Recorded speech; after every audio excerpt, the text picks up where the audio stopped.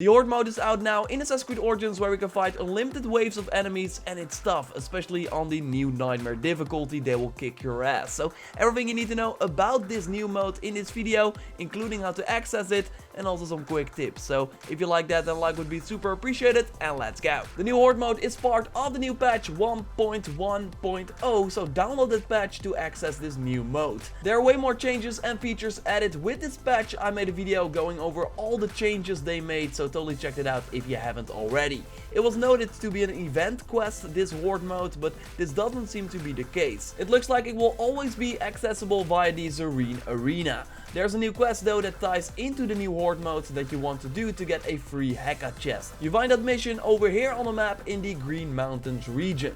It's a level 36 side quest, but as far as I know, this quest is not needed to access the Horde mode. Still though, you need to be around the max level to have a chance in this mode. The quest is pretty okay, just do that and then it will task you to go into the Horde mode and complete 5 waves to get the reward. So why not do that quest first before you enter the Horde mode? 2 birds in 1 stone. So when you are tasked to go into the Horde mode, you enter the Serene Arena. But before you do that, make sure that you've equipped 2 good melee weapons and a great shield. I will have way more detailed tips regarding the Horde mode going up later when I get more time to play, but right now I just want to share some quick tips that will help you at least through the first 5-10 waves, at least on the Nightmare mode that I played it on. Of course, if you are playing on an easier difficulty, it will be easier. Good to note is that the enemy scaling function that was added with the new patch as well does impact the Horde mode. The first around 10 waves will be enemies at a lower level than level 40, so if you use the enemy scaling mode, you will immediately fight harder enemies in the first wave. So if you want to start out easier as it is intended, then just turn off this new enemy scaling function before you enter the arena. So going back to the weapons, a weapon with health on hit and health on kill is really good to stay in the fight. You get health every time you complete a new wave, but during that wave it's also really good to have as much health as possible. So get a weapon that gives you health back is great, like the Conductor of Souls, the regular sword, the first Anubis weapon. You get that from completing the first Trials of the Gods boss. I would say that the weapon you get from the Roman Centurion pack, the Heavy Blade with health on hit, is also really handy. Another great legendary perk to use is the Poison on hit to create a ton of poison in the area, and enemies will of course also take damage over time when they get hit by your blade, but also when they walk over corpses that are killed with a poison weapon.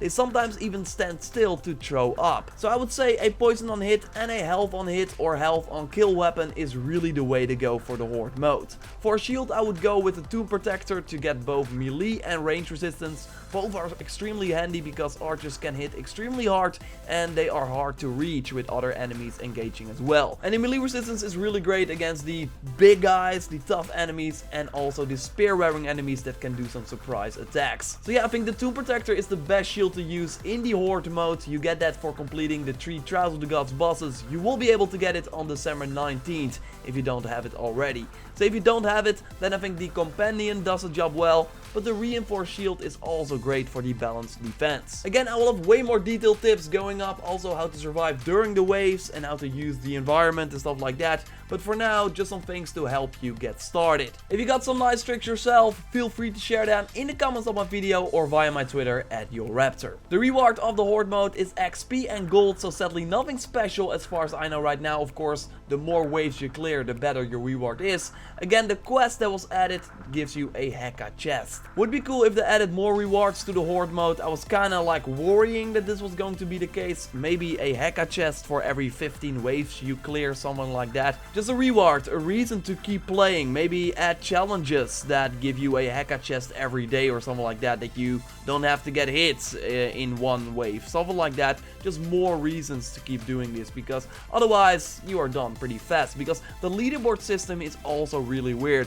It just shows you other people around the same scores, but without any context. So, okay, they have that score, but what does it mean for the overall leaderboard, etc. I want to battle the leaderboard score of my friends, but I don't think you can do that right now. It also doesn't count if you play on the easy or nightmare difficulty, because obviously people that play on the easy difficulty get further in the mode than people that play on the new nightmare difficulty. And what about everyone that has the 9 million coins glitch, aka a ton of ability points in the warrior master node? Those people have sick increased damage, so an uneven advantage. They can just go in, kill a lot of enemies really fast. So there are still a lot of things that could be improved. It would also be cool if we could change our equipment in the arena menu. Now you have to get out and then get in again if you want to change your loadout. So overall, I think the mode is awesome, the most challenging activity in Assassin's Creed Origins right now, but there's still a lot of things they can work on because it kind of feels like half-baked. They really need to add more to make it more interesting. Again, I got some in-depth tips coming up on how to survive this arena horde mode. They also released a pretty sick gladiator pack, and sick in terms of the awesome looks, but also because it's really powerful. Maybe a little bit too powerful. I don't like it a little bit. I'm like, yeah, you will hear that in that video. More on that soon. So subscribe to stay up to date on that. Check out my video on all the changes they made to the game with the new patch 1.1.0. Like this video to support the channel. Thanks for watching, and I will speak to you next time. Goodbye.